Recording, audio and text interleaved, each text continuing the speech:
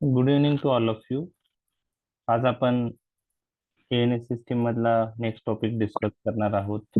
टॉपिकचं नाव आहे alpha blockers. तर alpha blockers exam point of view, short note point of view जास्त करून विचारले जातात.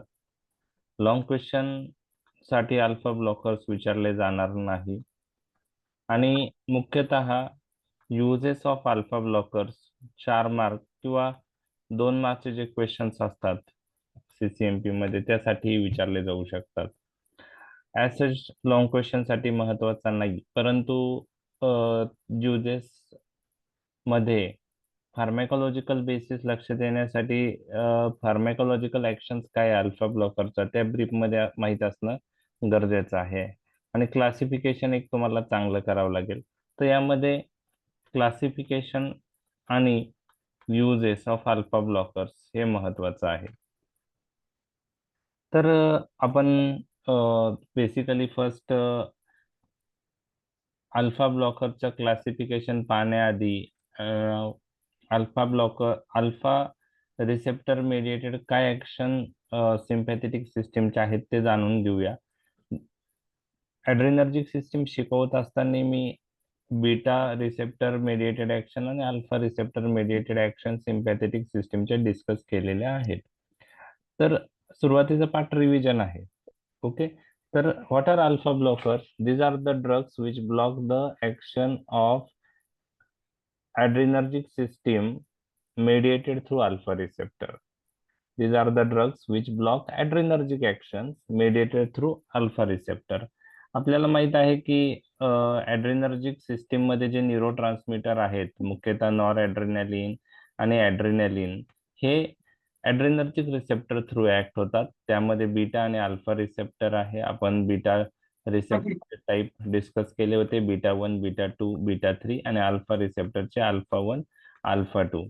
तर हे ॲड्रेनर्जिक सिस्टीम त्याचं कार्य ह्या अल्फा आणि बीटा रिसेप्टर थ्रू करतात आणि ॲड्रेनर्जिक सिस्टीम कार्य करताना ह्या nor adrenaline adrenaline chemical release करून ते कार्य करतात. तर हे बीटा आणि अल्फा रिसेप्टरवर ऍक्ट होतात आणि त्या नॉर ॲड्रेनालिन आणि ॲड्रेनालिनचं कार्य वेगवेगळ्या ऑर्गनवर घडून येतं. त्यामध्ये आपण लोकेशन पाहिले होते बीटा रिसेप्टरचे, अल्फा रिसेप्टरचे. आणि त्यानुसार ह्या रिसेप्टरचं ऍक्टिव्हेशन झालं नॉर ॲड्रेनालिन ॲड्रेनालिननी तर काय घडून येऊ शकतं ते पाहिलंय. आजचा टॉपिक अल्फा ब्लॉकर असल्यामुळे आपलं सर्व डिस्कशन हे ॲड्रेनर्जिक नर्वस सिस्टीमचा अल्फा रिसेप्टर थ्रू काय ऍक्शन होतात आणि त्या ऍक्शन अल्फा ब्लॉकर्स ब्लॉक करतात. तर अल्फा ब्लॉकरचे ऍक्शन्स काय असतील आणि त्यामुळे अल्फा ब्लॉकर्स कुठे यूज केले जातील हे आपण पाहणार आहोत. तर आपण हे पाहिलेलं होतं की बीटा आणि अल्फा रिसेप्टर हे जी प्रोटीन कपल रिसेप्टर आहेत आणि ऑल बीटा रिसेप्टर हे जीएस टाईप रिसेप्टर आहेत. आणि अल्फाच्या बाबतीत आपण डिस्कस केलं होतं की अल्फा 1 रिसेप्टर हे जी क्यू टाईप आहे आणि अल्फा 2 हे जी आय टाईप आहे. आता अल्फा ब्लॉकरचे ऍक्शन समजण्यासाठी अल्फा ब्लॉकर्स काय करतायत की अल्फा रिसेप्टर ब्लॉक करताय आणि कोणाचे ऍक्शन प्रिव्हेंट करताय अल्फा रिसेप्टर वर ॲड्रेनालिन नॉर ॲड्रेनालिनच्या. बरोबर आहे. आणि मग अल्फा ब्लॉकर यूज केल्याने काय ऍक्शन आपल्या बॉडीमध्ये घडून येतील, कोणते इफेक्ट घडून येतील, त्यासाठी तुम्हाला पहिले अल्फा रिसेप्टर ॲड्रेनालिन नॉर ॲड्रेनालिनने ऍक्टिव्हेट झाले तर काय घडतं हे माहित पाहिजे. आणि ते ब्रीफ नॉलेज असेल तर मग अल्फा ब्लॉकर्स काय करतील ते कळणार आहे. तर ब्रीफ मध्ये अल्फाचे लोकेशन, ते कोणत्या टाईपचे रिसेप्टर आहेत आणि ते ऍक्टिव्हेट झाले तर काय घडतं आपण ते पाहणार आहोत. तर अल्फा 1 हा जी क्यू टाईप आहे, अल्फा 2 हा जी आय टाईप आहे. त्यामुळे अल्फा 1 जर ऍक्टिव्हेट झाला, आता हे ऍक्टिव्हेट कोणत्या न्यूरोट्रान्समीटरने होणार आहे?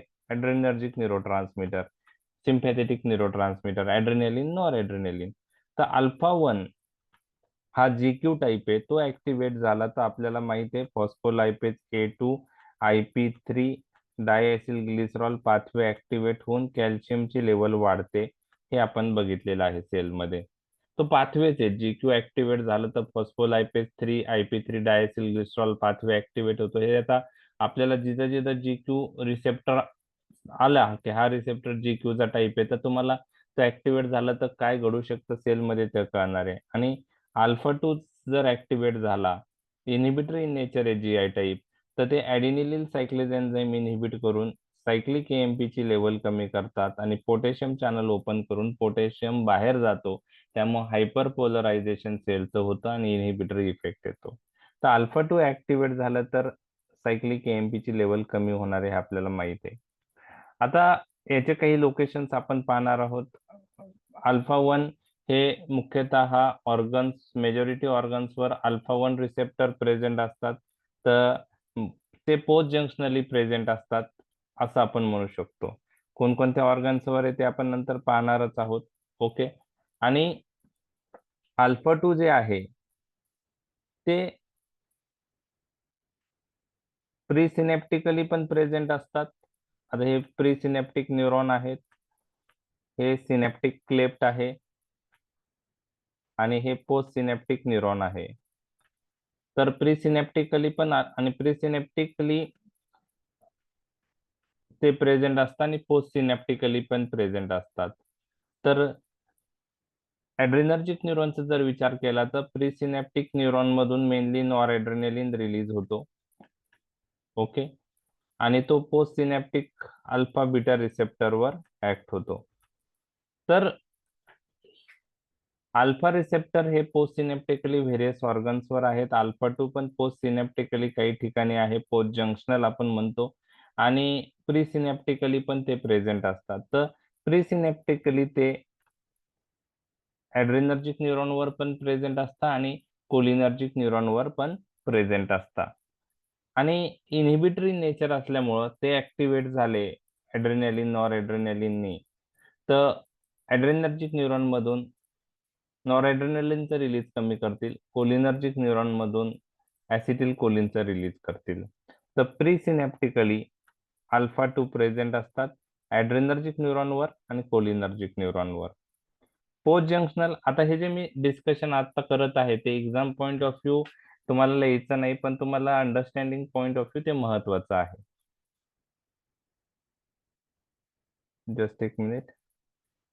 पोस्ट जंक्शनली ब्रेन आणि पॅन्क्रियाज मध्ये अल्फा टू रिसेप्टर असतात, हे तुम्हाला लक्षात ठेवायचं आहे. आणि एक्स्ट्रा जंक्शनली ब्लड वेसल आणि प्लेटलेट्सवर ते रिसेप्टर असतात. तर पोस्ट जंक्शनली बीपी, ब्लड प्रेशर सारखा शॉर्ट फॉर्म बीपी लक्षात ठेवा, ब्रेन आणि पॅन्क्रियाज. एक्स्ट्रा जंक्शनल पण बीपी आहे. ओके. ब्लड प्रेशर वरून बीपी, बी म्हणजे ब्लड वेसल आणि पी म्हणजे प्लेटलेट. तर ब्रेन, पॅन्क्रियाज, ब्लड वेसल, प्लेटलेट इथं अल्फा टू चं लोकेशन, प्लस प्रीसिनेप्टिकली अल्फा टू. बाकी मेजॉरिटी ऑर्गन्सवर अल्फा वन रिसेप्टर असतात. आता हे रिसेप्टर ऍक्टिव्हेट झाले तर काय घडतं, मग अल्फा ब्लॉकर काय करतील हे आपण बघणार आहोत. तर आता हे रिसेप्टर ऍक्टिव्हेट झाले तर काय काय घडू शकतं ते आपण पाहणार आहोत. ते पुढच्या स्लाइडमध्ये आहे. आत्ताच्या स्लाइडमध्ये आपण अ, जे ड्रग्ज आहेत, MCQ पॉइंट ऑफ व्ह्यू ते आपण डिस्कस करणार आहे. तर अल्फा वन हा GQ टाईप होता, अल्फा टू हा GI टाईप आहे. ते ऍक्टिव्हेट झाल्यावर काय कोणता पाथवे ऍक्टिव्हेट होईल ट्रान्सड्यूसर ते आपण पाहिलेलं आहे. तर आता हे MCQ selective alpha one agonist drug. Okay. Selective alpha one agonist म्हणजे मुनली अल्फा वन रिसेप्टरवरच ऍक्ट होतात. त्यात फिनिलेफ्रिन आहे, आपण बघितलंय मागच्या लेक्चरमध्ये, मिड्रासिस करतो. मिथोक्झॅमाइन आहे, तो पण अल्फा वन अगोनिस्ट आहे. तर हे MCQ साठी तुम्हाला लक्षात ठेवायचं आहे. आणि सिलेक्टिव्ह अल्फा टू अगोनिस्ट असं कोण MCQ आला तर त्याचं आन्सर आहे clonidine. Clonidine anti hypertensive point of view काही कंडिशन्स मध्ये तो यूज करतात. Centrally acting anti hypertensive drug आहे. तर क्लोनिडिन हा अल्फा टू अगोनिस्ट आहे. क्लोनिडिन अल्फा टू अगोनिस्ट आहे. आणि जर अल्फा ब्लॉकर्स विचारलं, selective alpha one blocker, okay, तर त्यामध्ये प्रॅझोसिन आहे आणि डोक्झॅझोसिन आहे. अजून काही सिलेक्टिव्ह अल्फा वन ब्लॉकरचे नावं आहे, टॅम्सोलोसिन, प्रॅझोसिन, टेरासोसिन, डोक्झॅझोसिन, अल्फुझोसिन, हे सगळे सिलेक्टिव्ह अल्फा वन ब्लॉकर आहे. पण सिलेक्टिव्ह अल्फा टू ब्लॉकरचं एक्झाम्पल एकच आहे, आणि ते MCQ साठी तुम्हाला लक्षात ठेवायचंय, त्याचं नाव आहे योहिम्बिन. आता हे MCQ question point of view काही ड्रग सिलेक्टिव्ह अगोनिस्ट अँटागोनिस्ट लक्षात ठेवणं गरजेचं असतं. Selective alpha 2 blocker yohimbine, selective alpha 2 agonist clonidine, selective alpha 1 agonist phenylephrine methoxamine, आणि सिलेक्टिव्ह अल्फा 1 ब्लॉकर त्याच्यात खूप नाव आहे, प्रॅझोसिन, टेराझोसिन, डोक्झॅझोसिन, अल्फोझोसिन, टॅम्सुलोसिन. ते सिलेक्टिव्ह अल्फा 1 ब्लॉकर्स आहेत. हे MCQ point of view he slide महत्वाची आहे.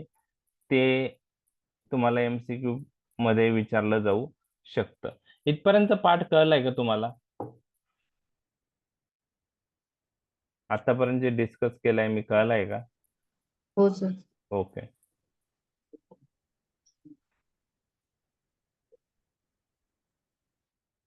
ओके. आता ऍड्रिनर्जिक सिस्टीमच्या अल्फा 1 अल्फा 2 वर काय ऍक्शन आहे ते थोडक्यात बघितल्यानंतर, अल्फा 1 अल्फा 2 ब्लॉक झाल्यावर काय घडू शकतं हे तुम्हाला लक्षात येणार आहे. आता अल्फा 1 चे लोकेशन्स आपण बघूया. Genito urinary smooth. आता अल्फा 1 स्मूथ मसल वर असेल, हा GQ टाईप रिसेप्टर आहे, तर स्मूथ मसलचं काय करणार तो? कॉन्ट्रॅक्शन. स्मूथ मसलचं काय होतं? कॉन्ट्रॅक्शन. ग्लँड्स असेल तर ग्लँड्स मधलं सिक्रेशन वाढतं. ओके, कारण IP3 ट्रायसिल ग्लिसरॉलची लेवल वाढून कॅल्शियमची लेवल वाढली तर ग्लँड्स मधलं सिक्रेशन वाढतं. तर मोस्ट ऑफ द स्मूथ मसलचं ते कॉन्ट्रॅक्शन करतात. तर जेनाइटो युरिनरी स्मूथ मसल्स आहे, त्यांचं कॉन्ट्रॅक्शन होतं. त्यामध्ये मग ट्रायगोन असतील, स्पिंक्टर असतील. ओके, प्रोस्थेटिक स्मूथ मसल आहे, त्याचंही अल्फा 1 रिसेप्टर थ्रू कॉन्ट्रॅक्शन होतं. हे तुम्हाला लक्षात ठेवायचं आहे. ब्लड वेसलवर आपण बघितलेले आहे, अल्फा 1 आणि अल्फा 2 दोन्ही रिसेप्टर प्रेझेंट असतात. ते पण कोणत्या ब्लड वेसलवर? जे पेरिफेरल ब्लड वेसल्स असतात त्यावर जास्त अल्फा 1 अल्फा 2 असतात. मेजर ब्लड वेसलवर बीटा रिसेप्टर प्रॉमिनंट असतात. आपण बघितलेलं आहे बीटा 2 रिसेप्टर हे मेजर ब्लड वेसलवर प्रॉमिनंट आहे. म्हणजे अल्फा 1 अल्फा 2 पण असतात, पण ज्यादा बीटा 2 असतात. त्यामुळं मेजर ब्लड वेसलवर ऍड्रेनालिन जर रिलीज झाला तर तो बीटा 2 रिसेप्टरवर ऍक्ट होऊन GS टाईप असल्यामुळे सायक्लिक AMP वाढून व्हॅसोडायलेटेशन करतो.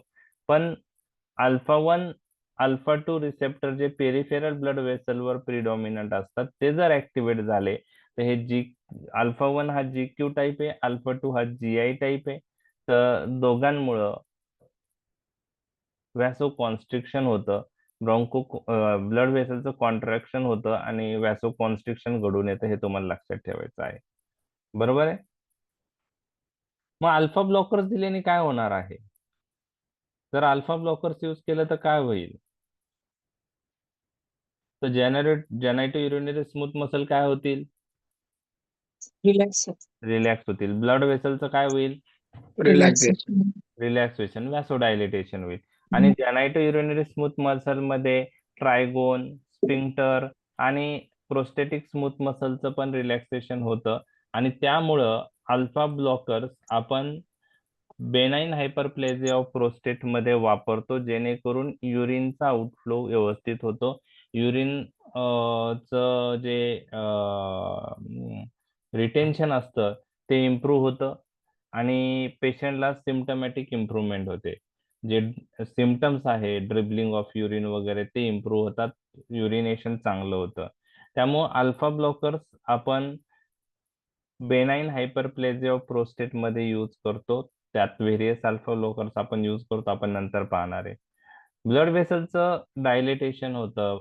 काही म्हणजे व्हॅसो डायलेटेशन मध्ये आर्टेरिओ डायलेटेशन पण आहे, वेनो डायलेटेशन पण आहे. ते आर्टेरिओ वेनो डायलेटर आहे आणि व्हॅसो डायलेटेशन होतं, हे तुम्हाला लक्षात ठेवायचं आहे अल्फा ब्लॉकर्स मुळे. आता ग्लँड्स वर अल्फा 1 रिसेप्टर प्रेझेंट आहे आणि ते जर ऍक्टिव्हेट झाले ऍड्रेनालिननी तर ग्लँडचं सिक्रेशन वाढतं. अल्फा ब्लॉकरने ग्लँडचं सिक्रेशन काय होणार आहे? कमी होणार आहे. आय मध्ये अल्फा 1 रिसेप्टर कोणत्या मसलवर प्रेझेंट असतात? आठवतं? Radial. Very good. Radial muscle of iris. Very good.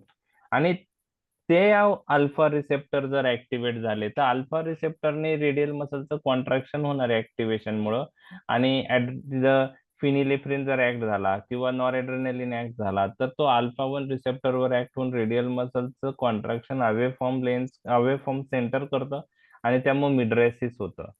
म्हणजेच ऍड्रेनर्जिक ड्रग मिड्रेसिस करता अल्फा 1 रिसेप्टर थ्रू. जर अल्फा 1 ब्लॉकर आपण यूज केलं तर काय होईल मग? मीडियम असं रिलॅक्स मी रिलॅक्स व्यवस्थित. Meiosis relaxation of the radial muscle आणि मिओसिस होईल. लक्षात आलं? ठीक आहे. त्यानंतर आता हे जे 2 पॉइंट आपण लक्षात घेणार आहे. हार्टवर प्रिडॉमिनंट रिसेप्टर जे असतात हार्टवर, तर बीटा 1 असतात, हे तुम्हाला लक्षात ठेवायचं आहे. आणि त्याच्यामुळं स्टिम्युलेटरी इफेक्ट ऍड्रेनर्जिक सिस्टीमनी होतो. हार्ट रेट वाढतं, एव्ही कंडक्शन वाढतं, कॉन्ट्रॅक्शन ऑफ द हार्ट वाढतं. त्याचप्रमाणे हार्टवर मी तुम्हाला बीटा 1 रिसेप्टर प्रेझेंट आहे हे सांगितलेलं आहे, ते प्रिडॉमिनंट आहे म्हणून ते मी मेन्शन केलेलं आहे. बरोबर आहे. परंतु काही अमाऊंट मध्ये अल्फा 1 रिसेप्टर पण प्रेझेंट असतात, आणि ते जर ऍक्टिव्हेट झाले तर GQ टाईप आहे, त्यामुळं त्यांनी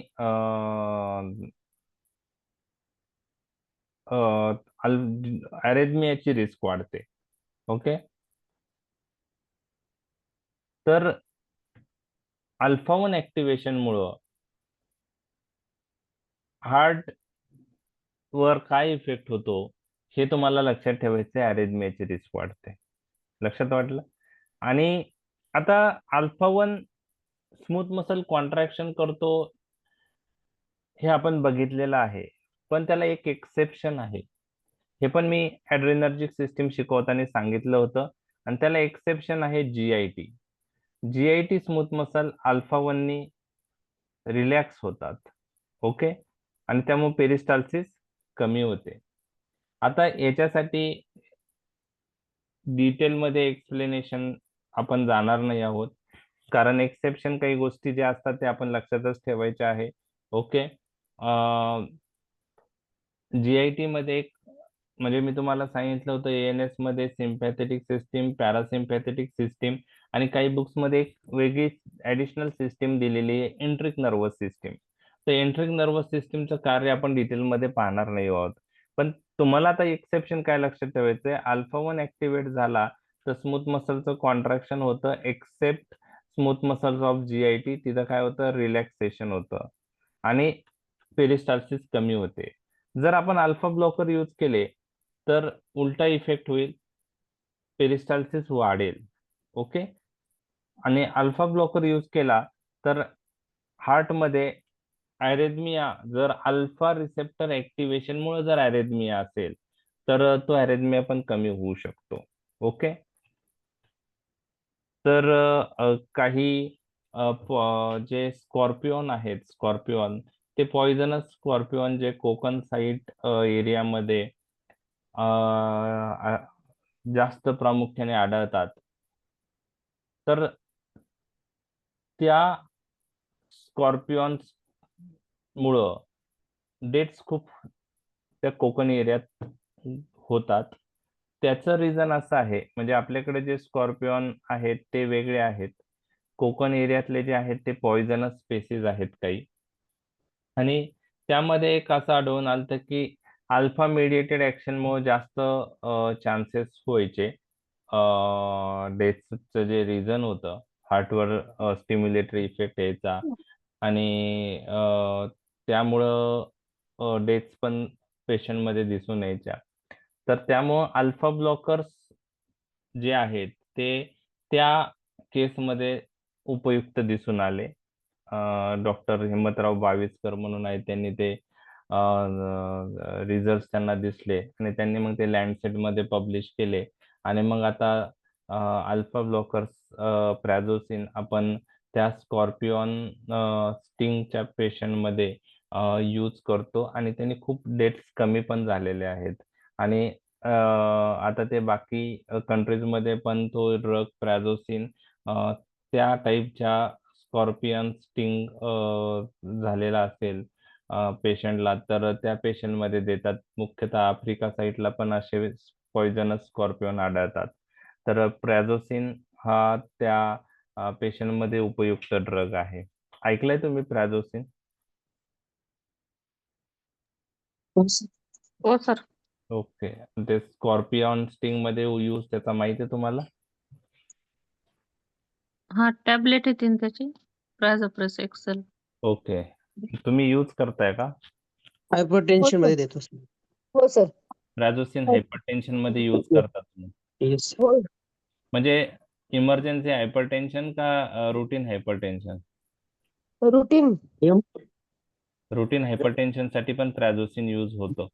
हो ओके सर. कारण as a guidelines prazosin is not a first choice. हा सर, रेजिस्टंट केसेस मध्येच वापरतो. हो. सीकेडी मध्ये नेफ्रोटिक सिंड्रोम अशा याच्यामध्ये वापरलं जातं. सीकेडी आणि हायपरटेन्शन. हायपरटेन्शन. ओके. हो. आणि आपले स्कॉर्पियन स्टिंग मध्ये इकडच्या भागात नसतील पॉइझनस? नाही हो. पेन नाही कमी झालं सर तर लिग्नोकेनने जर रिपीटेड जर होत असेल ना तर मग द्यावं लागते. लिग्नोकेनने इम्प्रूव्ह नाही झालं तर? Okay okay okay okay okay ठीक. तर हे झाले. आता अल्फा रिसेप्टर ऍक्टिव्हेट झाले आणि ब्लॉक झालं तर काय घडून येऊ शकतं? आता अल्फा 2 जे आहेत, अल्फा 2 हे प्री सिनॅप्टिकली आहेत, तुम्हाला मी सांगितलं. आणि एक मिनिट हा.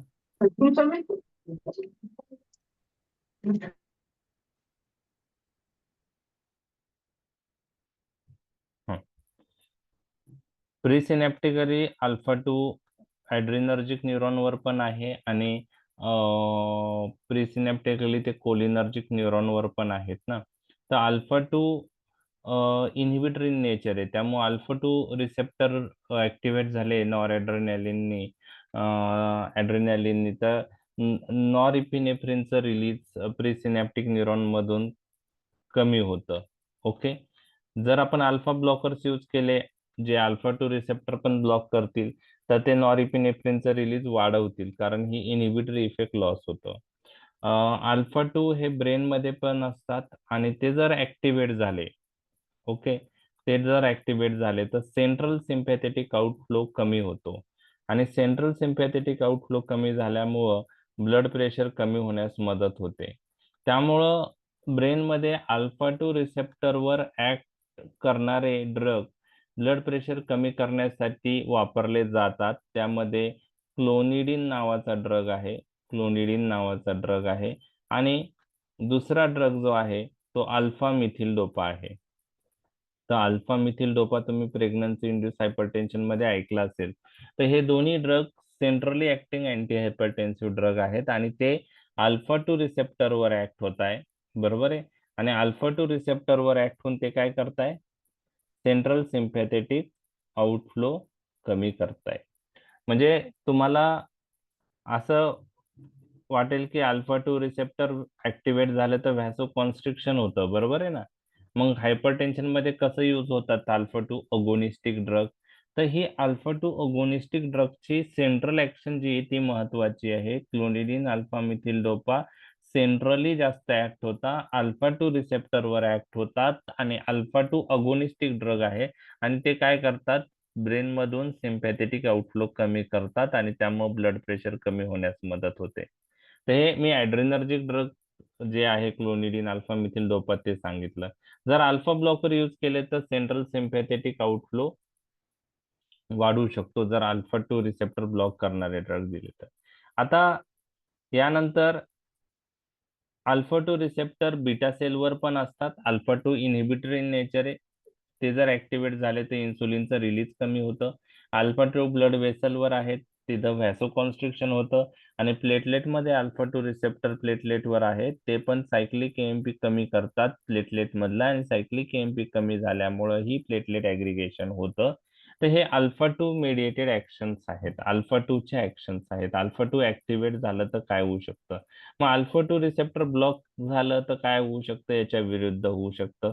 सेंट्रल सिम्पॅथेटिक आउटफ्लो वाढणार आहे. त्यानंतर नॉरइपिनेफ्रिनचं रिलीज ते वाढवू शकतात. ओके. त्यानंतर इन्सुलिनचं रिलीज ते वाढवू शकतात. व्हॅसो डायलिटेशन अल्फा 2 रिसेप्टर ब्लॉक असणारे ड्रग करू शकतात आणि platelet aggregation alpha 2 receptor block झाले तर प्लेटलेट ऍग्रीगेशन कमी होऊ शकतं. म्हणजे जर तुम्हाला ऍड्रेनर्जिक ड्रगचे ऍक्शन माहित असेल अल्फा 1 अल्फा 2 च्या, तर अल्फा ब्लॉकर काय करू शकतात हे तुम्हाला लक्षात येऊ शकतं. तर प्रॅझोसिन तुम्ही ऐकलेलं आहे. अजून कोणते ड्रग तुम्ही अल्फा ब्लॉकर मध्ये ऐकले? टॅमसुलोसिन तुम्ही ऐकलं असेल BHP साठी. अजून कोणतं याच्या व्यतिरिक्त? ओके, म्हणजे तुम्ही अल्फा ब्लॉकर हायपरटेन्शन मध्ये यूज पाहिलेला आहे त्याचा. दुसरा यूज तुम्हाला आता BHP आहे तो माहिती आहे. अजून काही यूज माहिती आहे अल्फा ब्लॉकरचे?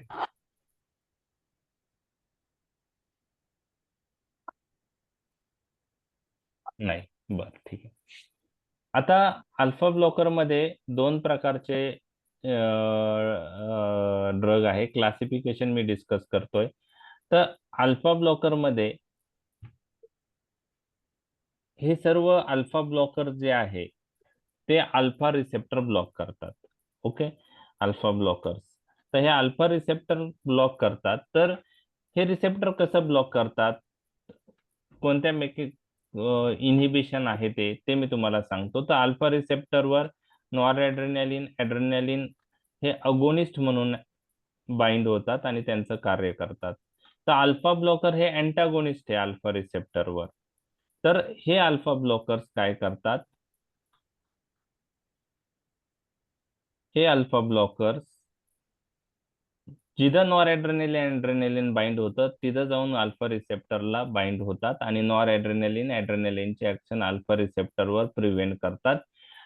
तर सेम साईटला नॉरएड्रेनालिन ऍड्रेनालिन जिथं बाइंड होतो तिथंच अल्फा ब्लॉकर बाइंड होतात. तर बाइंडिंग साईट त्यांची सेम असते आणि ते नॉरएड्रेनालिन ऍड्रेनालिन बरोबर कम्पीट करतात for binding on alpha receptor.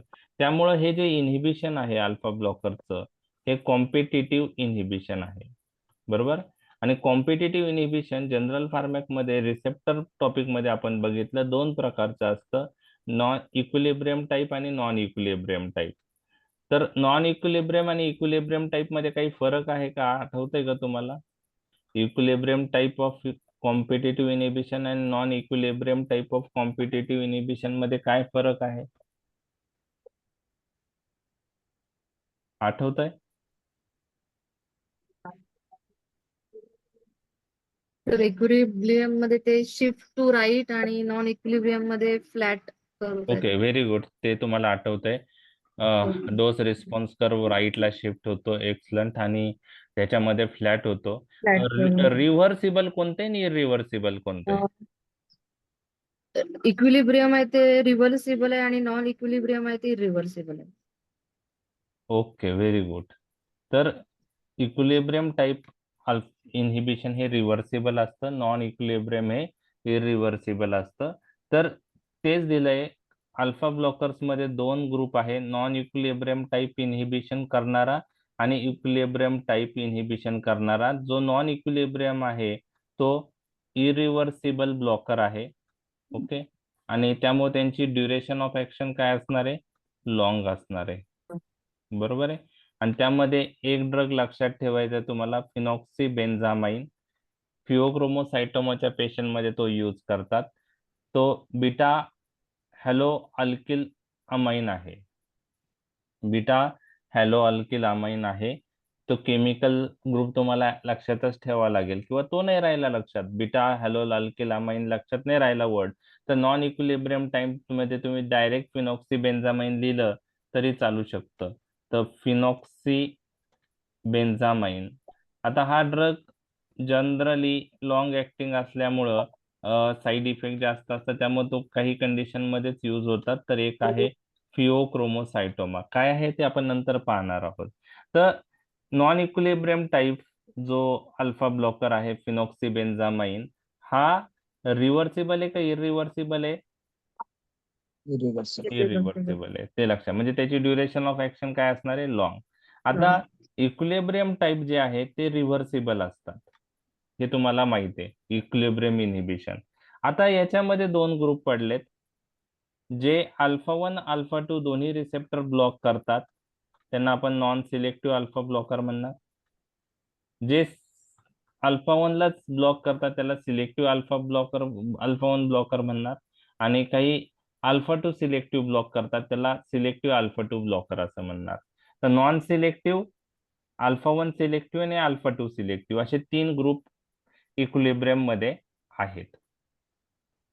Okay, 3 group equilibrium मध्ये आहेत. म्हणजे नॉन सिलेक्टिव्ह आणि सिलेक्टिव्ह. सिलेक्टिव्ह मध्ये अल्फा 1 सिलेक्टिव्ह आणि अल्फा 2 सिलेक्टिव्ह ब्लॉकर. तर यामध्ये तुम्हाला सिलेक्टिव्ह अल्फा 1 ब्लॉकरचे एक्झाम्पल जास्त परिचयाचे असतील, बाकीचे एवढे नसतील. तर आता पहिले आपण सिलेक्टिव्ह अल्फा ब्लॉकरचे पाहूया जे कॉमन आहे ते.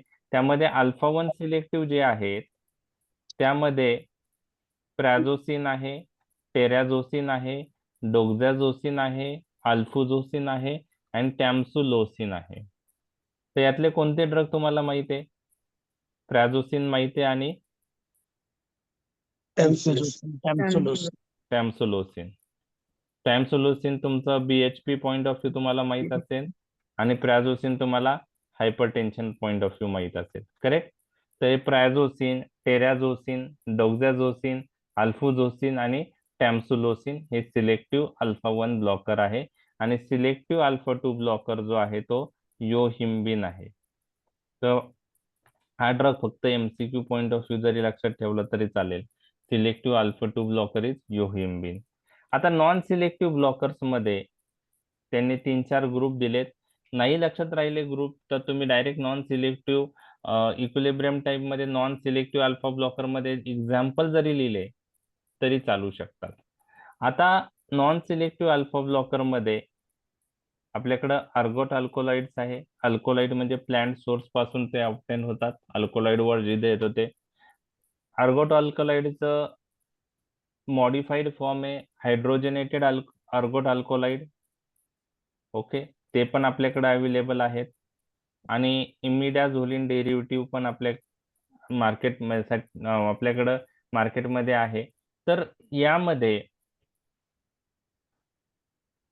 अर्गोट अल्कोलाइड मध्ये अर्गोटॅमाइन आणि अर्गोटॉक्झिन हे 2 ड्रग आहेत, परंतु त्यांचे साईड इफेक्ट जास्त आहेत. त्यामुळे हायड्रोजनेटेड अर्गोट अल्कोलाइड काही ठिकाणी यूज होतात. त्यामध्ये डायहायड्रो अर्गोटॅमाइन आहे आणि डायहायड्रो अर्गोटॉक्झिन आहे.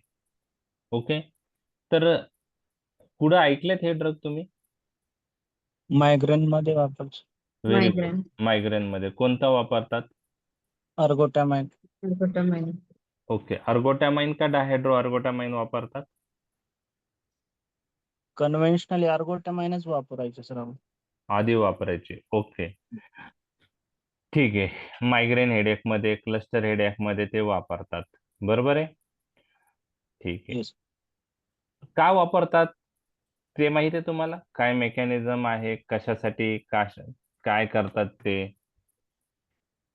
Serotonin receptor migraine very blocker. Good. Serotonin रिसेप्टरवर त्यांची ऍक्शन आहे. बरोबर आहे. ठीक आहे. तर सिरोटोनिन रिसेप्टर मध्ये ऍक्शन त्यांची आहे आणि त्या रिसेप्टरवर ऍक्ट होऊन, ठीक आहे, ते ड्रग व्हॅसोकॉन्स्ट्रिक्शन करतात आणि न्यूरोनल इन्फ्लामेशन कमी करतात. काय करतात? व्हॅसोकॉन्स्ट्रिक्शन आणि न्यूरोनल. तर मायग्रेन मध्ये हे अर्गोट अल्कोलाइड जे यूज करतो आपण अर्गोटॅमाइन, तर हे अर्गोट अल्कोलाइड यूज करण्यामागचा हेतू जे किंवा मेकॅनिझम जे आहे हे अल्फा रिसेप्टरशी रिलेटेड नाही, हे लक्षात घ्या. अर्गोट अल्कोलाइड अल्फा ब्लॉकर्स आहेत. बरोबर आहे. अल्फा ब्लॉकर्सने काय झालं पाहिजे? व्हॅसोडायलेटेशन झालं पाहिजे का व्हॅसोकॉन्स्ट्रिक्शन? व्हॅसोडायलेटेशन ब्लॉकर असेल तर. येस, व्हॅसोडायलेटेशन. पण ह्या अर्गोट अल्कोलाइडला ऍडिशनल सिरोटोनिन रिसेप्टरवर ऍक्शन आहे, डोपामाइनवर आहे. आणि सिरोटोनिन रिसेप्टरवर जी ऍक्शन आहे, ओके ओके, तर सिरोटोनिन रिसेप्टर थ्रू जी ऍक्शन आहे, तर हे ड्रग सिरोटोनिन रिसेप्टरवर ऍक्ट होऊन व्हॅसोकॉन्स्ट्रिक्शन करतात आणि म्हणजे स्पेसिफिक सिरोटोनिन रिसेप्टर ते ब्लॉक करतात, व्हॅसोकॉन्स्ट्रिक्शन करतात आणि न्यूरोनल इन्फ्लामेशन कमी करतात. आणि त्याच्यामुळं हे ड्रग आपण मायग्रेन मध्ये देतो. आता आपण ट्रिप्टन जास्त यूज करतो, पण पहिले आर्गोटॅमाइन यूज केला गेला होता. ठीक आहे. तर इथं अल्फा ब्लॉकिंग ऍक्शन नाही होय महत्वाची, सिरोटोनिन रिसेप्टर थ्रू वरची ऍक्शन महत्वाची आहे. लक्षात आलं? आणि आजच्या लेक्चर मध्ये पण तुम्हाला ते आर्गोट अल्कोलाइड किंवा हायड्रोजनेटेड आर्गोट अल्कोलाइड रिलेटेड म्हणजे alpha blocking point of view ते क्लिनिकल प्रॅक्टिस मध्ये यूज करत नाही. मायग्रेन मध्ये जे यूज करतायत ती त्यांची ऍक्शन कोणत्या रिसेप्टरशी रिलेटेड आहे? सिरोटोनिन. लक्षात आलं? तर त्यावेळेस आपण पाहणार आहे. आणि काय उपयुक्त हे तर कळलं तुम्हाला, व्हॅसोकॉन्स्ट्रिक्टर आहेत आणि न्यूरोनल इन्फ्लामेशन कमी करतात. ओके. तर आर्गोटॅमाइन आहे, आर्गोटॉक्झिन आहे. आणि हायड्रोजनेटेड आर्गोट अल्कोलाइड मध्ये डायहायड्रो आर्गोटॅमाइन आहे आणि डायहायड्रो आर्गोटॉक्झिन आहे. ओके. डायहायड्रो आर्गोमेट्रिन ऐकलंय का तुम्ही? नाही सर. नाही. ओके.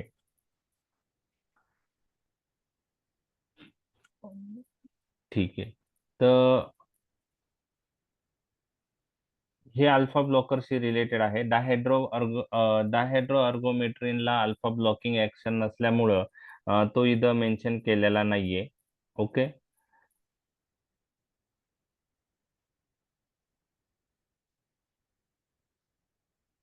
आता इमिडाझोलिन मध्ये फेंटोलॅमाइन नावाचा एक ड्रग आहे. तो आपण काही कंडिशन मध्ये यूज करतो. कशात यूज करतो मी तुम्हाला सांगेल. आणि लास्ट मिसेलिनियस मध्ये एक क्लोरप्रोमॅझिन नावाचा ड्रग आहे, त्याला पण अल्फा ब्लॉकिंग प्रॉपर्टी आहे. ऍक्च्युली हा क्लोरप्रोमॅझिन हा अँटीसायकोटिक ड्रग आहे. ओके. CPZ. बाकी कंडिशन मध्ये तो यूज होतो. हिकअप असेल तर तो क्लोरप्रोमॅझिनचा यूज आहे. तर हे सर्व अल्फा ब्लॉकरचे एक्झाम्पल आहे. त्यातल्या त्यात तुम्हाला फेंटोलॅमाइन नॉन सिलेक्टिव्ह अल्फा ब्लॉकर मध्ये लक्षात ठेवायचं आहे. आर्गोट अल्कोलाइड आणि हायड्रोजनेटेड आर्गोट अल्कोलाइड आपण अल्फा ब्लॉकिंग प्रॉपर्टीसाठी एवढे यूज करत नाही. ओके. आता हे झालं क्लासिफिकेशन. म्हणजे क्लासिफिकेशन मध्ये कोणकोणते ड्रग होते हे तर क्लिअर झालं तुम्हाला आता, की नॉन इक्विलिब्रियम टाईप मध्ये फिनॉक्सीबेन्झामाइन आहे. ओके. इक्विलिब्रियम मध्ये अल्फा 1 सिलेक्टिव्ह मध्ये प्रॅझोसिन, टेराझोसिन, डोक्झाझोसिन, अल्फुझोसिन, टॅम्सुलोसिन आहे. अल्फा 2 ब्लॉकर मध्ये योहिम्बिन आहे. ओके. आणि नॉन जे नॉन सिलेक्टिव्ह अल्फा ब्लॉकर्स आहेत इक्विलिब्रियम टाईप, त्यामध्ये आर्गोट अल्कोलाइड्स आहेत, आर्गोटॅमाइन, आर्गोटॉक्झिन. हायड्रोजनेटेड आर्गोट अल्कोलाइड आहे, डायहायड्रो आर्गोटॅमाइन, डायहायड्रो आर्गोटॉक्झिन. इमिडाझोलिन डेरिव्हेटिव्ह फेंटोलॅमाइन आहे. आणि मिसेलिनियस मध्ये CPZ क्लोरप्रोमॅझिन आहे. तर हे झाले व्हेरियस अल्फा ब्लॉकर्स. आता फार्मॅकोलॉजिकल इफेक्ट काय असतील त्याचे ते आपण बघणार आहोत. आणि एक्झाम मध्ये फार्मॅकोलॉजिकल इफेक्ट तुम्हाला डिटेलमध्ये कोणीही विचारणार नाही. अल्फा ब्लॉकरचे एक्झाम्पल आणि त्याचे युजेस असं शॉर्ट मध्ये तो प्रिपेअर केला तरी चालेल तुम्ही. तर ब्लड वेसलवर अल्फा ब्लॉकिंगची ऍक्शन काय असेल तुम्ही सांगा. अल्फा ब्लॉकर्स यूज केल्यानंतर ब्लड वेसलचं काय होईल? डायलिटेशन. ओके. तर यामध्ये आर्टेरिओडायलेटेशन होईल. ओके. आणि व्हेनोडायलेटेशन पण होऊ शकतं. ओके. आता यामुळं ब्लड प्रेशर कमी होण्यास मदत होणार आहे. परंतु alpha blockers first line antihypertensive म्हणून यूज होत नाही. जर first line anti hypertensive drug बरोबर ब्लड प्रेशरला रिस्पॉन्स व्यवस्थित नसेल, कॉम्बिनेशन देऊन पण फर्स्ट लाईन अँटी हायपरटेन्सिव्ह ड्रगने ब्लड प्रेशर कमी होत नसेल, त्यावेळेस आपण हायपरटेन्शन साठी अल्फा ब्लॉकर्स यूज करू शकतो. तर बाय ब्लॉकिंग अल्फा 1 आणि अल्फा 2 रिसेप्टर पेरिफेरल व्हॅसोडायलेटेशन होतं, आर्टेरिओ डायलेटेशन होतं आणि ब्लड प्रेशर कमी होतं. परंतु व्हेनोडायलेटेशन झाल्यामुळं म्हणजे आर्टेरिओ डायलेटेशन पण होतं आणि व्हेनोडायलेटेशन पण होतं. तर व्हेनोडायलेटेशन झाल्यामुळं there is peripheral pulling of the blood, त्यामुळं व्हेनस रिटर्न कमी होतं आणि व्हेनस रिटर्न कमी झाल्यामुळं कार्डियाक आउटपुट कमी होतं. तर लक्षात घ्या, ब्लड वेसलवर ऍक्शन जी आहे व्हॅसोडायलेटेशन, तर त्यामध्ये व्हेनोडायलेटेशन पण असतं आणि आर्टेरिओ डायलेटेशन पण असतं. आर्टेरिओ डायलेटेशन झाल्यानंतर मुळे काय होतं, टीपीआर कमी होतो, टोटल पेरिफेरल रेजिस्टन्स. आणि व्हेनोडायलेटेशन झाल्यामुळं काय होतं की ब्लड व्हेन्स मध्येच राहतं, व्हेनस रिटर्न कमी होतं, व्हेनस रिटर्न कमी झाल्यामुळं कार्डियाक आउटपुट काय होतं, कमी होतं. Blood pressure is a product of cardiac output into total peripheral resistance. Blood pressure कसं कमी होऊ शकतं, जर काही ड्रगने कार्डियाक आउटपुट कमी झालं तर ब्लड प्रेशर कमी होऊ शकतं. काही ड्रग टीपीआर कमी करतात, त्यांनी ब्लड प्रेशर कमी होऊ शकतं. काही ड्रग दोन्ही कमी करतात. तर अल्फा ब्लॉकर्स कार्डियाक आउटपुट पण कमी करतात व्हेनोडायलेटेशन करून आणि आर्टेरिओ डायलेटेशन करून टीपीआर पण कमी करतात. लक्षात आलं तुमच्या? येस. येस. ओके, झालं.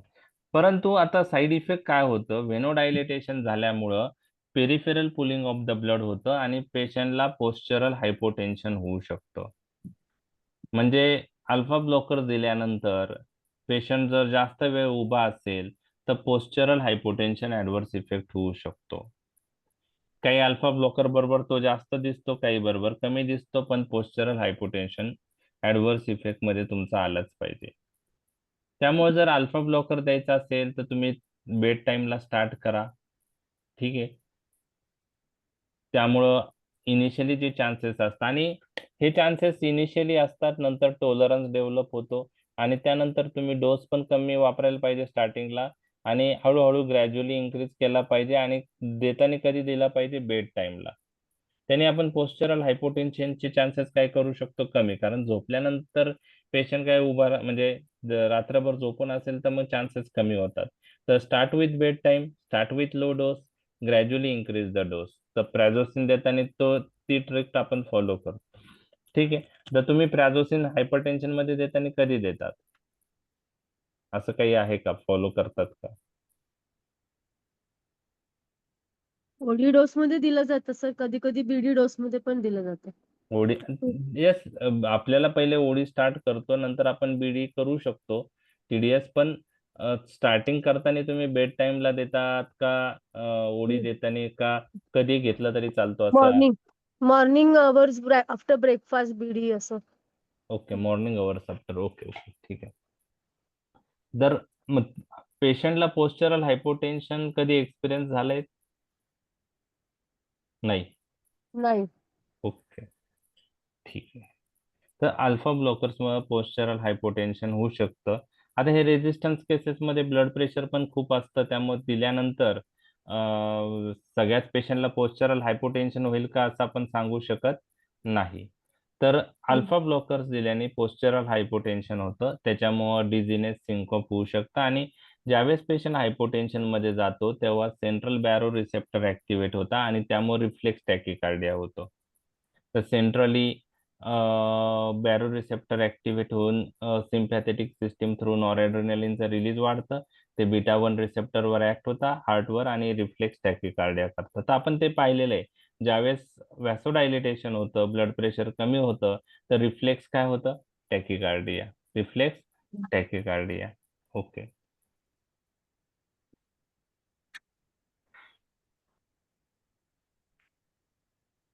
तर फॉल इन ब्लड प्रेशरने रिफ्लेक्स टॅकिकार्डिया होऊ शकतं. Plus alpha 2 receptor blocking action असेल तर प्रीसिनेप्टिक न्यूरॉन मधून नॉरएड्रेनालिनचं रिलीज वाढतं, त्यानेही टॅकिकार्डिया होऊ शकतं. बरोबर आहे. तर रिफ्लेक्स टॅकिकार्डिया एक आहे, पोस्चरल हायपोटेन्शन एक ऍडव्हर्स इफेक्ट आहे.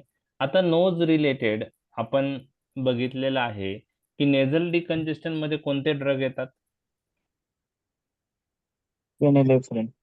फिनिलेफ्रिन येतात, झायलोमेटाझोलिन येतं, ऑक्सिमेटाझोलिन येतं आणि ते नेझल स्टफीनेस म्हणजे नेझल कंजेशन कमी कसं करतात? Due to alpha action there is vasoconstriction. त्यामुळं जे कंजेशन झालं आहे ते का होत असतं की तिथं ब्लड अक्युमुलेट झालेलं असतं म्युकोजल ब्लड वेसलने, आणि ऍड्रेनर्जिक ड्रग व्हॅसोकॉन्स्ट्रिक्शन करून, अल्फा मिडिएटेड व्हॅसोकॉन्स्ट्रिक्शन करून ते कंजेशन रिलीव्ह करतात. म्हणून ऍड्रेनर्जिक ड्रग आपण नेझल कंजेशन मध्ये काय करतो, यूज करतो. झायलोमेटाझोलिन, ऑक्सिमेटाझोलिन, फिनिलेफ्रिन. अल्फा ब्लॉकर दिल्याने व्हॅसोडायलेटेशन होणार आहे peripheral blood वेसलचं.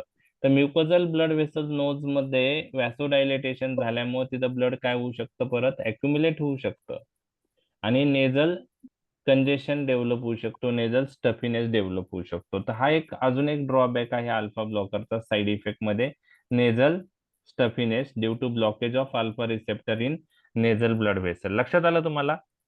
Yes. Yes, sir. Okay. त्यानंतर मिओसिस आपण बघितलंय, अल्फा 1 रिसेप्टर ब्लॉक झाल्यामुळं मिओसिस घडतं due to blockage of alpha receptor present on radial muscle of iris. तर postural hypotension, reflex tachycardia, nasal stuffiness, miosis हे साईड इफेक्ट मध्ये तुम्हाला लिहिणं गरजेचं आहे. आता प्रोस्टेट वर बेनिफिशियल इफेक्ट आहे, बेनाइन हायपरट्रॉफी ऑफ प्रोस्टेट मध्ये म्हणून यूज करतात. तर ते ड्रग अल्फा ब्लॉकर्स काय करतात, तर smooth muscles of the trigone, smooth muscles of the sphincter आणि smooth muscles of the prostate muscle relax करतात अल्फा ब्लॉकिंग ऍक्शनने, आणि त्याच्यामुळं युरिन फ्लो जो आहे तो इम्प्रूव्ह होतो. तर बेसिकली तुम्हाला लक्षात ठेवायचं आहे की यावर प्रोस्टेट, ट्रायगोन आणि स्पिंक्टर जे स्मूथ मसल आहे त्यावर कोणते रिसेप्टर प्रेझेंट असतात. तर आपण अल्फाचे 2 टाईप पाहिले, अल्फा 1, अल्फा 2. मेजॉरिटी ऑर्गन्सवर तुम्हाला मी सांगितलं अल्फा 1 प्रेझेंट आहे. तर अल्फा 1 चे 3 टाईप आहे, तुम्हाला लक्षात ठेवायचे आहे. अल्फा 1A, अल्फा 1B आणि अल्फा 1D. हे 3 अल्फा 1 रिसेप्टरचे सब टाईप तुम्हाला लक्षात ठेवायचे आहेत. अल्फा 1A, अल्फा 1B आणि अल्फा 1D. D. यापैकी prostate point of view alpha 1A receptor predominant असतात. ब्लड वेसलवर B4B, अल्फा 1B प्रिडॉमिनंट असतात. ओके, हे 2 पॉइंट तर लक्षात ठेवायचे तुम्हाला. अल्फा 1A हे प्रोस्टेट रिलेटेड आहेत आणि अल्फा 1B हा कशावर आहे, ब्लड Blood वेसल. vessel. बरोबर आहे. म्हणजे बेनाइन हायपरट्रॉफी ऑफ प्रोस्टेट मध्ये बेनिफिशियल इफेक्ट येण्यासाठी या अल्फा 1 रिसेप्टर सब टाईप पैकी कोणता ब्लॉक झाला पाहिजे, Alpha 1A. Alpha 1A receptor block झाला पाहिजे. बरोबर आहे. आणि त्यांनी काय होईल की smooth muscle of the bladder, trigone असतील, स्पिंक्टर असतील, प्रोस्टेट असतील, ते रिलॅक्स होईल, त्यांचा टोन जो आहे तो कमी होईल आणि युरिन फ्लो इम्प्रूव्ह होईल. ते एक लक्षात घ्या, बेनाइन हायपरट्रॉफी ऑफ प्रोस्टेट मध्ये अल्फा ब्लॉकर सिम्टमॅटिक इम्प्रूव्हमेंट दाखवतात. जी प्रोस्टेट साईज वाढलेली आहे ती कमी करत नाही, ते फक्त काय करतात, सिम्टमॅटिक इम्प्रूव्हमेंट करतात. लक्षात आलं? जी प्रोस्टेट साईज वाढलेली आहे ती कमी करण्यासाठी आपल्याला काही अजून ड्रग ऍड करावं लागतात. त्यामध्ये तुम्ही ऐकलं असेल, फिनास्टेराइड आहे, डुटास्टेराइड आहे, ते 5 अल्फा रिडक्टेज इन्हिबिटर आहेत, ते ड्रग आपण देतो.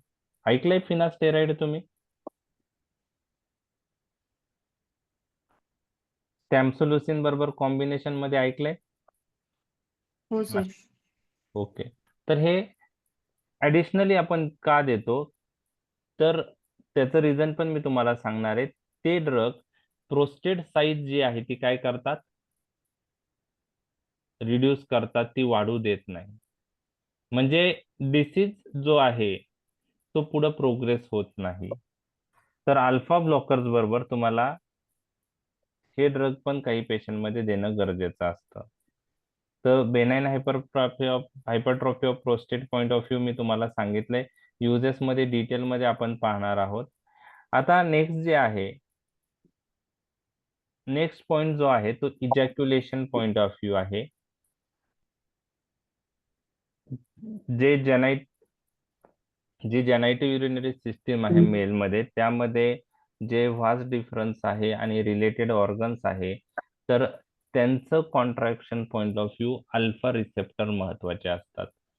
तर अल्फा रिसेप्टर जर ऍक्टिव्हेट झाले तर व्हास डिफरन्स आणि रिलेटेड ऑर्गनवरचे समायनल वेसिकल्स असतील तर त्या अल्फा रिसेप्टर मिडिएटेड ह्या व्हास डिफरन्स आणि रिलेटेड ऑर्गनचं कॉन्ट्रॅक्शन होतं आणि इजॅक्युलेशन होतं. सो अल्फा रिसेप्टर मिडिएटेड हे कोऑर्डिनेशन फार महत्वाचं आहे. मग अल्फा ब्लॉकर्स दिल्याने इजॅक्युलेशन काय होईल? इनहिबिट होईल. आणि this may manifest as importance. तर हे तुम्हाला लक्षात ठेवायचं आहे. तुम्हाला मी सांगितलं की सगळे smooth muscle alpha receptor activate झाले ऍड्रेनालिन नॉर ऍड्रेनालिननी, तर स्मूथ मसलचं कॉन्ट्रॅक्शन होतं, एक्सेप्ट मी तुम्हाला सांगितलं जीआयटी स्मूथ मसलचं रिलॅक्सेशन होतं. अल्फा ऍक्टिव्हेट झाला तर ऍड्रेनालिन नॉर ऍड्रेनालिन. मग जर अल्फा ब्लॉकर्स यूज केले तर ते इंटेस्टायनल मोटिलिटी काय करतील? वाढवतील. त्यामुळे काही पेशंटमध्ये लूज मोशन होऊ शकतात. ओके, ठीक आहे. आता अल्फा ब्लॉकर्स यूज केल्याने हायपोटेन्शन होतं हे तुम्हाला लक्षात आलंय. त्यामुळे रिनल ब्लड फ्लो काय होईल? कमी होईल. जीएफआर काय होईल? कमी होईल. बरोबर आहे. आणि ज्यावेळेस बॉडीला लक्षात येतं जीएफआर कमी झालेला आहे, ग्लोमेरुलर फिल्ट्रेशन रेट कमी झालेला आहे, ठीक आहे, त्यात मग पुढचं काय होतं ते मी सांगणार आहे. आता हे लक्षात नाही राहिलं तरी चालू शकतं. ओके, तर जीएफआर रिड्यूस होतो आणि जीएफआर रिड्यूस झाल्यानंतर त्याचबरोबर there is more reabsorption of sodium and water. RAS system activate होते. कोणती system? RAS, renin angiotensin system. आणि रेनिन अँजिओटेन्सिन सिस्टीम अँजिओटेन्सिन 2 तयार करतं आणि अँजिओटेन्सिन 2 काय करतं? सोडियम वॉटरचं रिटेन्शन करतं आणि ब्लड व्हॉल्यूम वाढवण्याचा प्रयत्न होतो. आणि मग जे हायपोटेन्शनला रिस्पॉन्स म्हणून बॉडी हे करतं.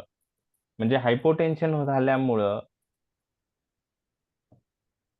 रिनल ब्लड फ्लो कमी होतो, जीएफआर कमी होतो.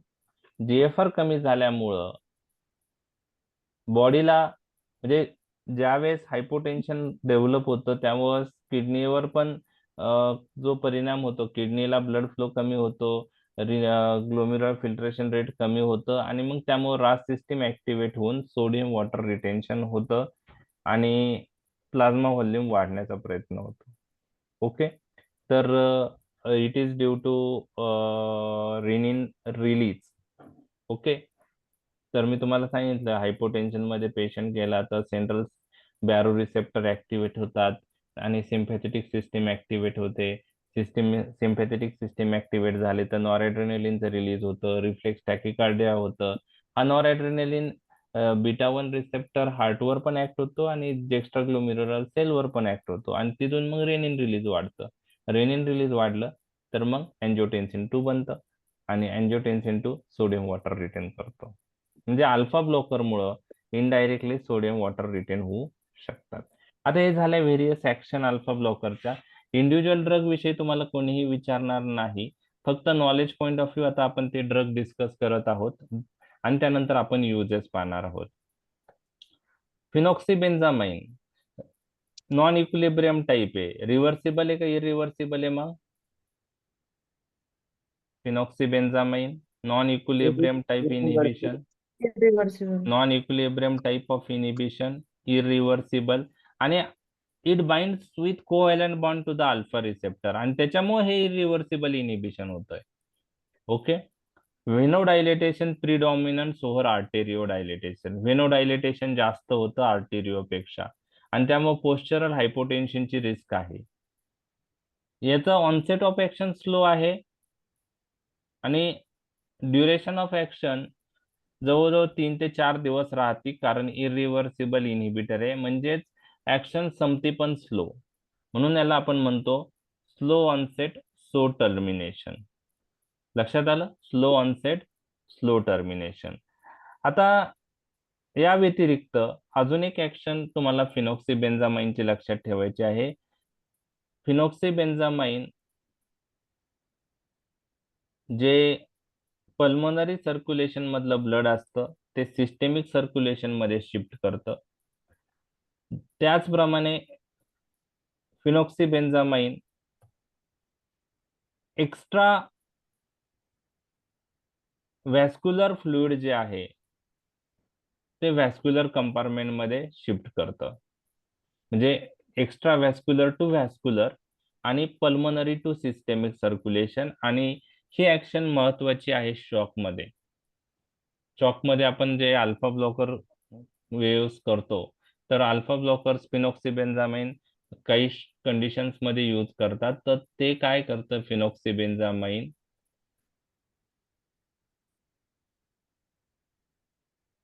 पल्मोनरी सर्क्युलेशन मधून सिस्टेमिक सर्क्युलेशन मध्ये ब्लड शिफ्ट करतं. एक्स्ट्रा व्हॅस्क्युलर कंपार्टमेंट मधून व्हॅस्क्युलर कंपार्टमेंट मध्ये शिफ्ट करतं आणि त्यामुळं ब्लड प्रेशर कंट्रोल होण्यास मदत होते, वाढण्यास मदत होते. म्हणजे सेकंडरी शॉक मध्ये रिफ्लेक्स व्हॅसोकॉन्स्ट्रिक्शन होतं, ते होऊ नये म्हणून आपण हे देतो. प्लस यांचा बेनिफिशियल इफेक्ट तो आहे की shifting of blood from pulmonary to systemic circulation, shifting of blood from extra vascular to vascular circulation. तर आपण ते आयनोट्रोपिक ड्रग IV फ्लुइड बरोबर आपण यूज करू शकतो. त्याचे साईड इफेक्ट आहे फिनॉक्सीबेन्झामाइनचे पोस्चरल हायपोटेन्शन, पाल्पिटेशन, रिफ्लेक्स टॅकिकार्डिया होतं त्याच्यामुळं, नेझल ब्लॉकेज होतं, मिओसिस होतं, इनहिबिशन ऑफ इजॅक्युलेशन. जर फार्मेकोलॉजिकल ऍक्शन समजल्या असतील तर साईड इफेक्ट समजतील. ओके. आणि आपण हे ड्रग फिओक्रोमोसायटोमा मध्ये यूज करतो, हे तुम्हाला लक्षात ठेवायचं IV इन्फ्युजनने. ओके. आणि ऑकेजनली पेरिफेरल व्हॅस्क्युलर डिसीज. फिओक्रोमोसायटोमा नावाचा आजार तुम्हाला माहिती आहे? एक तो ट्यूमर आहे, ऍड्रिनल मेडुलरी ट्यूमर. आपल्याला माहिती आहे किडनीच्या वरती एक ग्लँड असते, तिला आपण ऍड्रिनल ग्लँड म्हणतो. त्यामध्ये ऍड्रिनल कॉर्टेक्स आणि ऍड्रिनल मेडुला असे दोन पार्ट आहेत. ऍड्रिनल कॉर्टेक्स हे ग्लुकोकॉर्टिकॉइड, मिनरलोकॉर्टिकॉइड, सेक्स हार्मोन बनवतात आणि ऍड्रिनल मेडुला ऍड्रेनालिन रिलीज करतो. जर ऍड्रिनल मेडुलरी ट्यूमर झाला तर शरीरात जास्त रिलीज काय होणार आहे?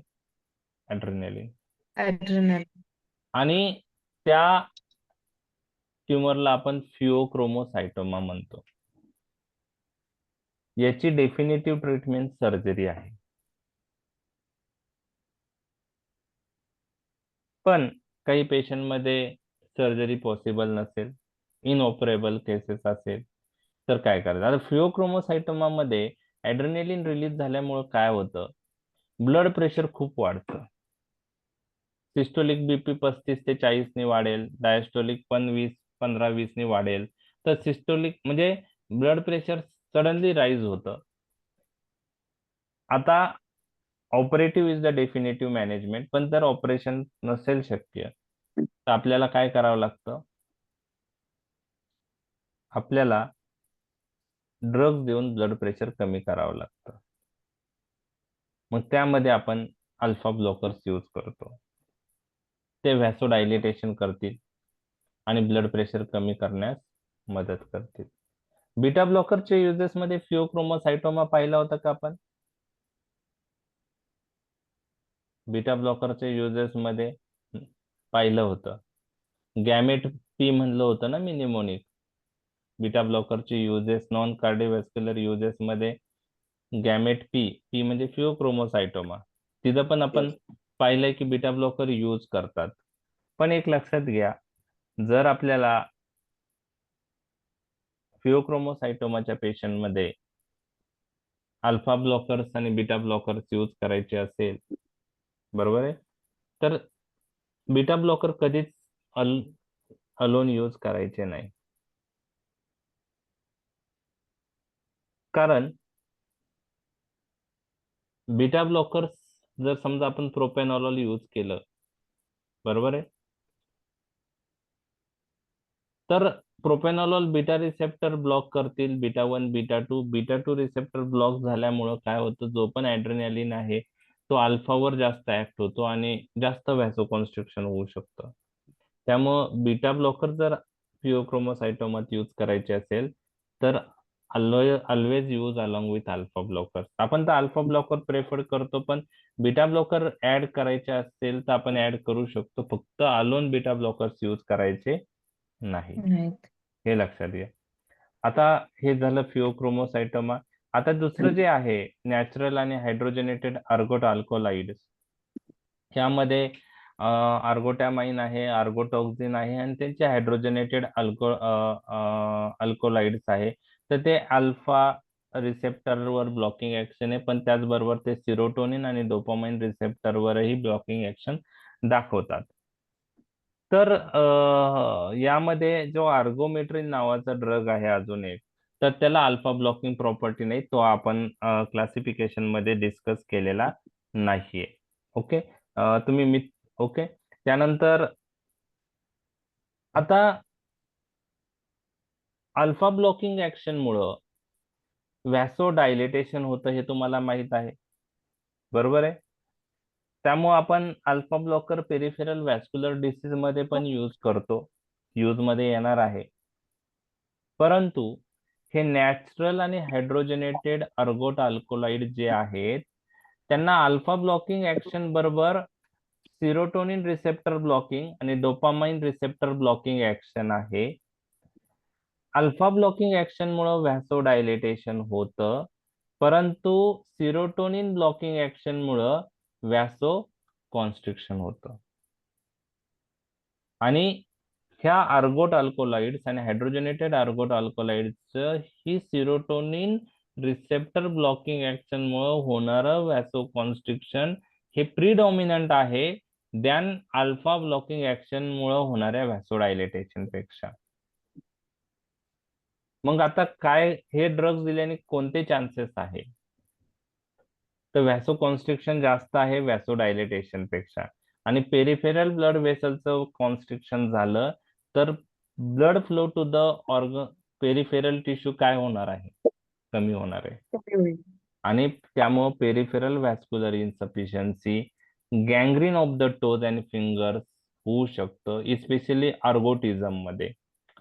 ओके, अर्गोटिझम मध्ये तर gangrene of the toes, peripheral vascular insufficiency हे अर्गोट डेरिव्हेटिव्हचा साईड इफेक्ट आहे. तर जे आपण अर्गोटॉक्झिन यूज करतो मायग्रेन मध्ये, त्यावेळेस साईड इफेक्ट मध्ये हा साईड इफेक्ट तिथं असेल बघा, ज्यावेळेस आपण बघू त्यावेळेस तुम्हाला लक्षात येईल.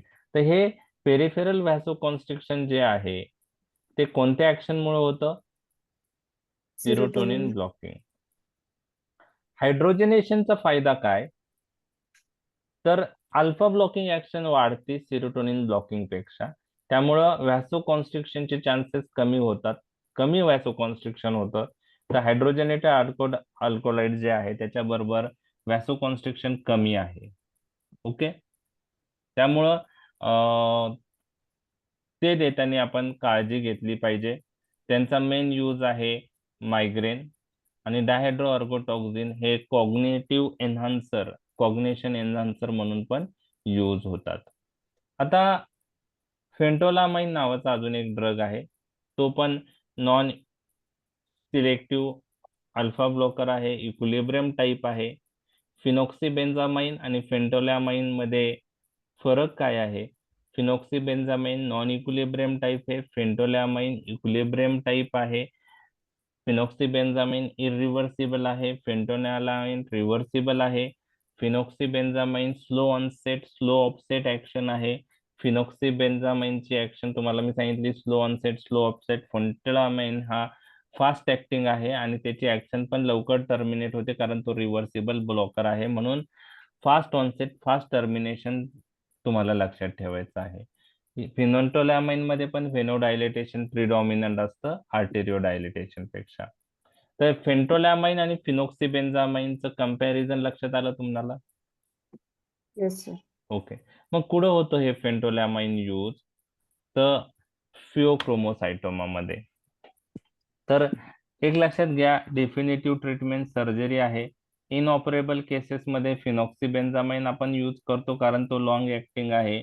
फेंटोलॅमाइनचा काय रोल आहे फिओक्रोमोसायटोमा मध्ये? एक तर डायग्नोसिस पॉईंट ऑफ व्ह्यू आपण यूज करू शकतो.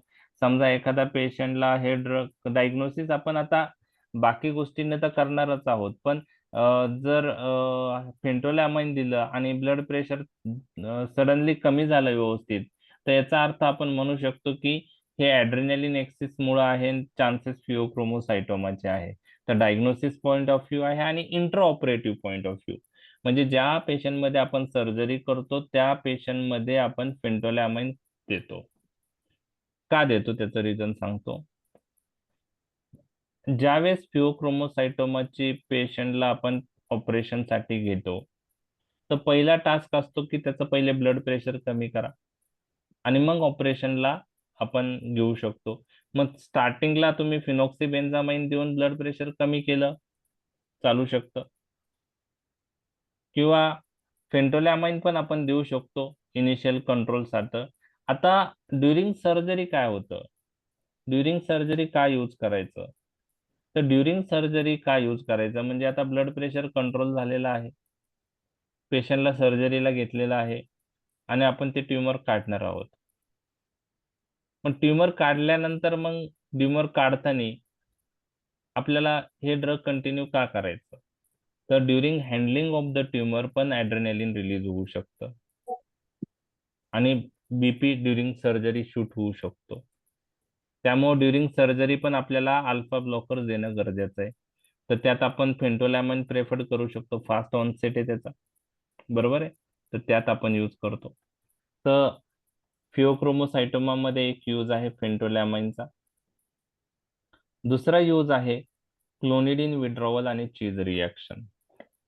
क्लोनिडिन विड्रॉवल आणि चीज रिॲक्शन मध्ये फेंटोलॅमाइन आपण देतो to control blood pressure. Clonidine withdrawal म्हणजे काय? एखादा पेशंटला हायपरटेन्शन डेव्हलप झालाय आणि तुम्ही अल्फा 2 अगोनिस्टिक ड्रग क्लोनिडिन दिला. Centrally acting anti hypertensive drug आहे. सेंट्रल सिम्पॅथेटिक आउटफ्लो कमी करतो, ब्लड प्रेशर कमी करतो. पण सडनली क्लोनिडिन विड्रॉ केला, ओके, सडनली क्लोनिडिन विड्रॉ केला तर रिबाउंड हायपरटेन्शन होऊ शकतं. मग ते जर कव्हर करायचं, ते जर कंट्रोल करायचं असेल तर तुम्ही परत क्लोनिडिन ऍड करू शकता किंवा मग फेंटोलॅमाइन द्या. फेंटोलॅमाइन ब्लड प्रेशर कंट्रोल करेल. ओके, तर क्लोनिडिन विड्रॉवल पेशंट मध्ये आपण देतो. लक्षात आलं क्लोनिडिन विड्रॉवल काय आहे? येस. ओके. Yes, sir. आणि चीज रिॲक्शन मध्ये देतो. चीज रिॲक्शन काय आहे? तर सगळ्याच पेशंट मध्ये ती दिसत नाही. चीज रिॲक्शन काही पेशंट मध्ये दिसते आणि चीज दिल्यानंतर दिसते. तर कोणत्या पेशंट मध्ये दिसते? जे पेशंट इररिव्हर्सिबल माऊ इन्हिबिटर वर आहेत अशा पेशंट मध्ये चीज रिॲक्शन दिसते. इरिव्हर्सिबल माऊ इन्हिबिटर, माऊ म्हणजे काय? Mono amine oxidase enzyme. Mono amine oxidase enzyme हे इन्हिबिट करणारे ड्रग पेशंटला चालू आहे. त्यामध्ये माऊ ए आणि माऊ बी असे टाईप आहे एन्झाईमचे.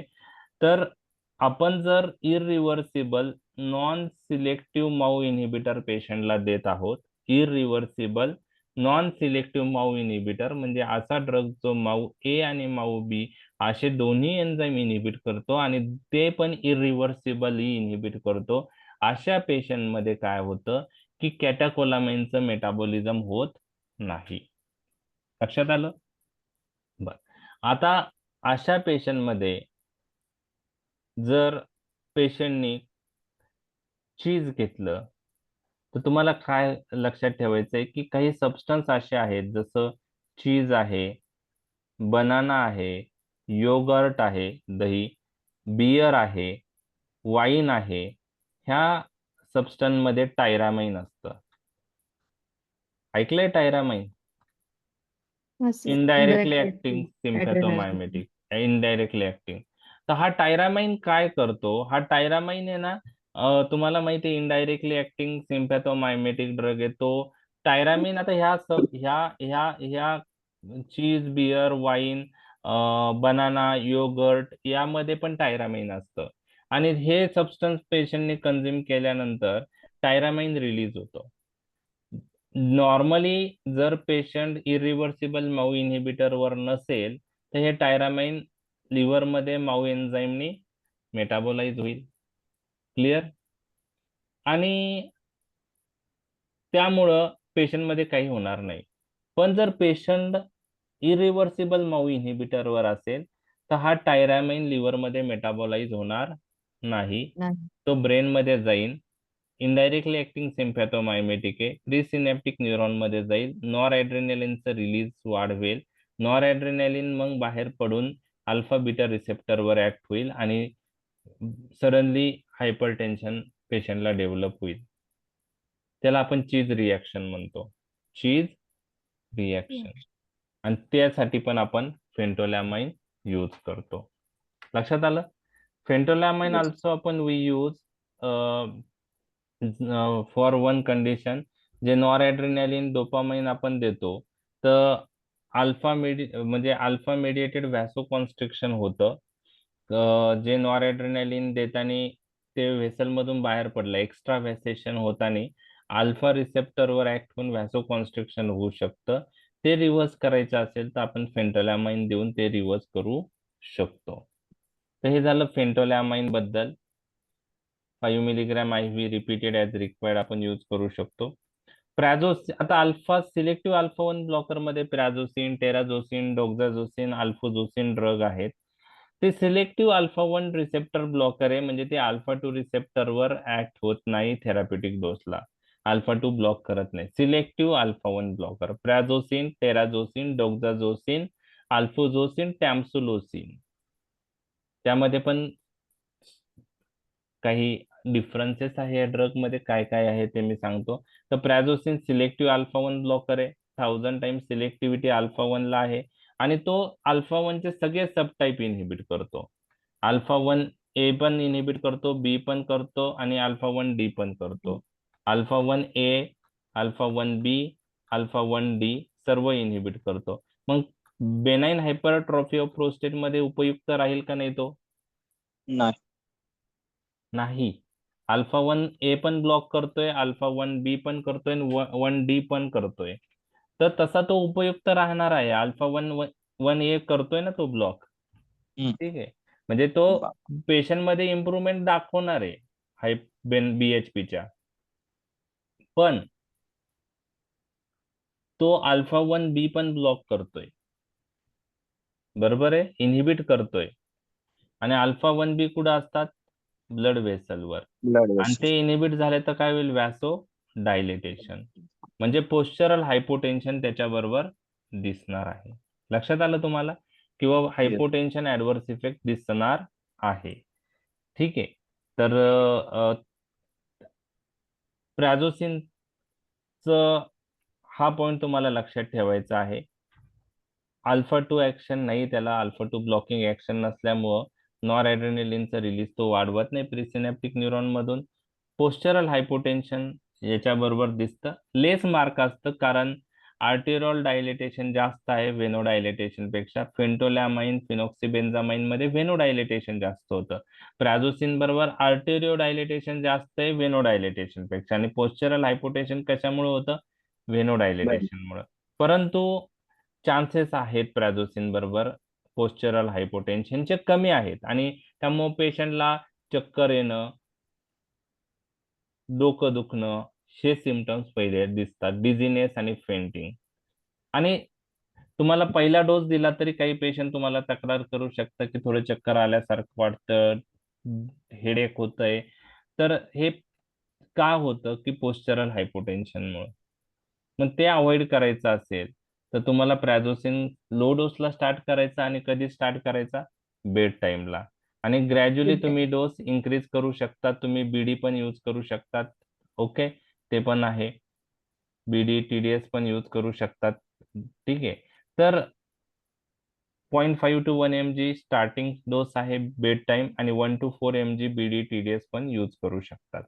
तर कोणी एक्झाम आणि जे फेंटिंग आणि डिझीनेस दिसतं पोस्चरल हायपोटेन्शन मुळे पहिल्या डोस बरोबर, त्यामुळे त्याला त्या साईड इफेक्टला फर्स्ट डोस इफेक्ट पण म्हणतात. म्हणजे पोस्चरल हायपोटेन्शन जे पहिल्या डोसने दिसतं प्रॅझोनिसिनने, नंतर त्याला टॉलरन्स डेव्हलप होतं हळूहळू. त्यानंतर आपण डोस वाढवू शकतो, कमी डोसला पहिले यूज केला पाहिजे. तर त्याला फर्स्ट डोस इफेक्ट पण म्हणतात. हे पण तुम्हाला माहित पाहिजे. प्लस प्रॅझोसिनला ऍडिशनल व्हॅसोडायलेटरी प्रॉपर्टी आहे. प्रॅझोसिन फॉस्फोडायस्टरेज एन्झाईमला इनहिबिट करतो. सायक्लिक केएमपीचं मेटाबॉलिझम होत नाही, सायक्लिक केएमपीची लेवल वाढते, स्मूथ मसल रिलॅक्स होतात. ऍडिशनल व्हॅसोडायलेटेशन प्रॉपर्टी आहे. प्राझोसिन ओरली इफेक्टिव्ह आहे, हायली प्लाझ्मा प्रोटीन बाउंड आहे. प्राझोसिन अल्फा 1 ऍसिड ग्लायकोप्रोटीनला बाइंड होतं. मग तो ऍसिडिक ड्रग आहे का बेसिक ड्रग आहे?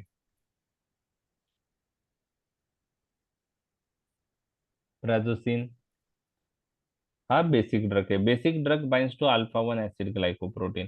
ऍसिडिक ड्रग कोणत्या प्लाझ्मा प्रोटीनला बाइंड होतात? अल्ब्युमिन. Very good. तर ते तुम्हाला जनरल फार्मॅकचं माहिती आहे. तर आपण हायपरटेन्शन साठी यूज करतो. बीएचपी आणि peripheral vascular disease, renowned disease मध्ये यूज करू शकतो, पण बीएचपी साठी आपण प्रेफर करत नाही, कारण तो पोस्चरल हायपोटेन्शन ऍडव्हर्स इफेक्ट त्याचा ड्रॉबॅक आहे. टॅम्सोलोसिन आपण प्रेफर करतो, कारण तो पोस्चरल हायपोटेन्शन दाखवत नाही. कारण टॅम्सोलोसिन, इथं मी तुम्हाला सांगतो काय फरक आहे. टॅम्सोलोसिनचा ऍडव्हान्टेज काय की टॅम्सोलोसिन हा जो ड्रग आहे हा अल्फा 1A1D ब्लॉकर आहे. त्याला अल्फा 1B ब्लॉकिंग प्रॉपर्टी नाहीये. तो अल्फा 1A आणि 1D ब्लॉक करतो, पण टॅम्सोलोसिन अल्फा 1B ब्लॉक करत नाही. मग टॅम्सोलोसिन बरोबर पोस्चरल हायपोटेन्शन होईल का? नाही. नाही. त्यामुळं आपण बीएचपी मध्ये टॅम्सोलोसिन का प्रेफर करतो? कारण टॅम्सोलोसिन बरोबर पोस्चरल हायपोटेन्शनची रिस्क नाही. प्रॅझोसिन बरोबर पोस्चरल हायपोटेन्शनची रिस्क आहे. तुम्हाला जर वायवत विचारलं why we should prefer tamsulosin over prazosin in benign hyperplasia of prostate, both are selective alpha 1 blocker, पण फरक आहे सब टाइप ब्लॉकिंग मध्ये. Tamsulosin does not have alpha 1B blocking property, so postural hypotension is not seen with Tamsulosin. लक्षात आलं? हा, एखाद्या पेशंटला hypertension पण आहे बीएचपी पण आहे, मग तुम्हाला द्यायचं असेल तर मग त्यावेळेस प्रॅझोसिन देऊ शकता तुम्ही, कारण दोन्ही कव्हर होतात. ब्लड प्रेशर पण कव्हर होईल आणि हे पण होईल. टेराझोसिनचं काय बायबिलिटी चांगली आहे प्रॅझोसिन पेक्षा, त्यामुळे आपण single daily dose BHP hypertension मध्ये यूज करू शकतो. आणि दुसरी गोष्ट, त्याला अपोप्टोसिस प्रोमोटिंग इफेक्ट आहे प्रोस्टेटवर. अपोप्टोसिस प्रोमोटिंग इफेक्ट म्हणजे अपोप्टोसिस म्हणजे प्रोग्राम सेल डेथ. तर जे प्रोस्टेटचे मसल म्हणजे जे आहे हाय प्रोस्टेटचा मसल, त्याचं अपोप्टोसिस प्रोमोटिंग इफेक्ट आहे. आणि that may be beneficial in benign hypertrophy of prostate. जी प्रोग्रेस आहे प्रोस्टेटची हायपरट्रॉफीची ती रिटार्ड होऊ शकते.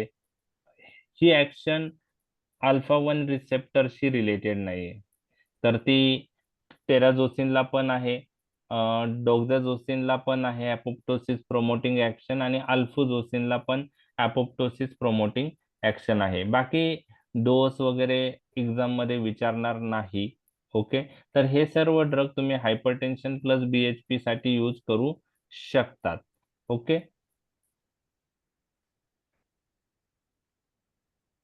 ओके. आता अल्फाझोसिन बद्दल अजून एक पॉइंट लक्षात ठेवायचा आहे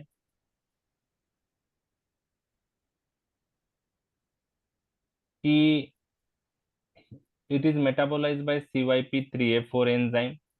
त्यामुळं अल्फाझोसिन देताना CYP3A4 इनहिबिटर प्रॉपर्टी वाले ड्रग द्यायचे नाही, जसं इरेथ्रोमायसिन, कीटोकोनाझोल, रिटोनाव्हिर. ड्रग इंटरॅक्शनचे चान्सेस आहे.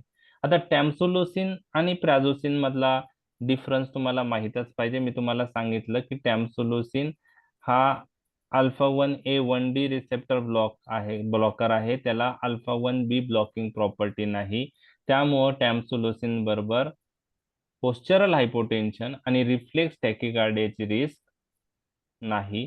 त्यामुळे बेनाइन हायपरप्लेजिया ऑफ प्रोस्टेट मध्ये तुम्हाला प्रॅझोसिन आणि टॅम्सोलोसिन पैकी कोणता ड्रग प्रेफर केला पाहिजे ज्या पेशंटमध्ये ब्लड प्रेशर नॉर्मल आहे? तर आन्सर आहे टॅम्सुलोसिन. ओके, ठीक आहे.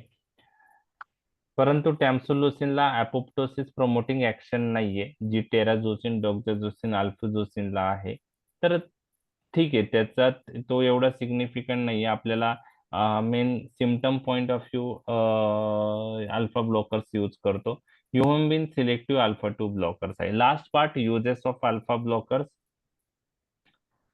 युहिम्बिन बद्दल एमसीक्यू तो लक्षात ठेवायचा आहे. फिओक्रोमोसायटोमा. तर मी तुम्हाला सांगितलंय काय आहे. डेफिनेटिव्ह ट्रीटमेंट ही सर्जरी आहे, बरोबर आहे. पण इनऑपरेबल केसेस मध्ये आपल्याला ड्रग देणं गरजेचं आहे. त्यात आपण फिनॉक्सिबेन्झामाइन देऊ शकतो. ज्या पेशंट मध्ये ऑपरेशन करायचं असेल त्यावेळेस आपण फिनॉक्सिबेन्झामाइन प्री ऑपरेटिव्हली द्यायचा आहे. ब्लड प्रेशर कंट्रोल करायचं आहे 1 ते 2 आठवड्यात. ड्युरिंग ऑपरेशन पण फिनॉक्सिबेन्झामाइन कंटिन्यू करायचं आहे आणि मग ऑपरेशन नंतर आपण स्टॉप करू शकतो. आता operation point of view preoperatively आणि इंट्रा ऑपरेटिव्हली पण आपल्याला अल्फा ब्लॉकर द्यायचा आहे. तर तिथं फिनॉक्सिबेन्झामाइन पण देऊ शकतो किंवा फेंटोलॅमाइन पण देऊ शकतो. जे नॉन ऑपरेबल केसेस आहे, ऑपरेशन नाही करू शकत, त्यात तुम्हाला बेस्ट फिनॉक्सिबेन्झामाइन आहे, तो लॉंग ऍक्टिंग आहे. Hypertension not a first line anti hypertensive drug. Resistant cases मध्ये आपण देऊ शकतो. ओके,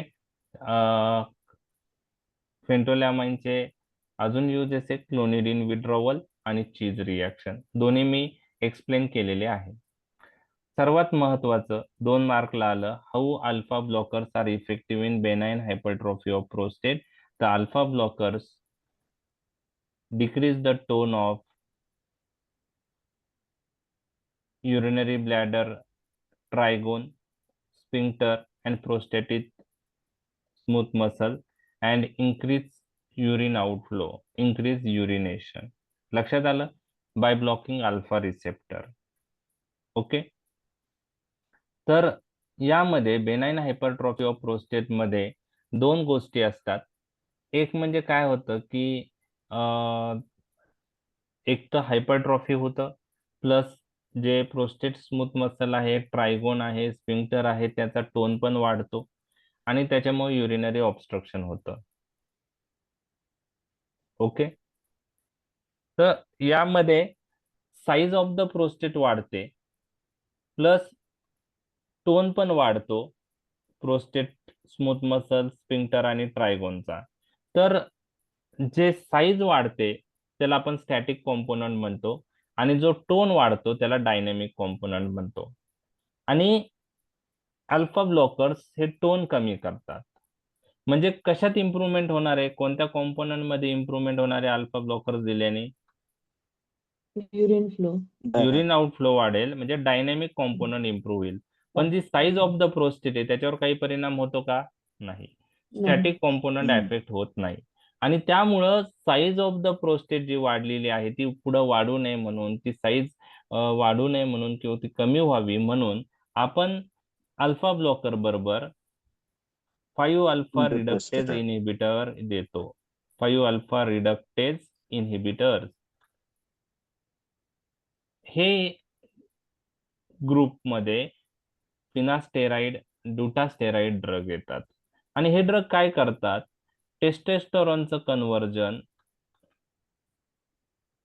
डायहायड्रोटेस्टोस्टेरॉन मध्ये होण्यासाठी हा एन्झाईम लागतो, 5 अल्फा रिडक्टेज इनहिबिटर.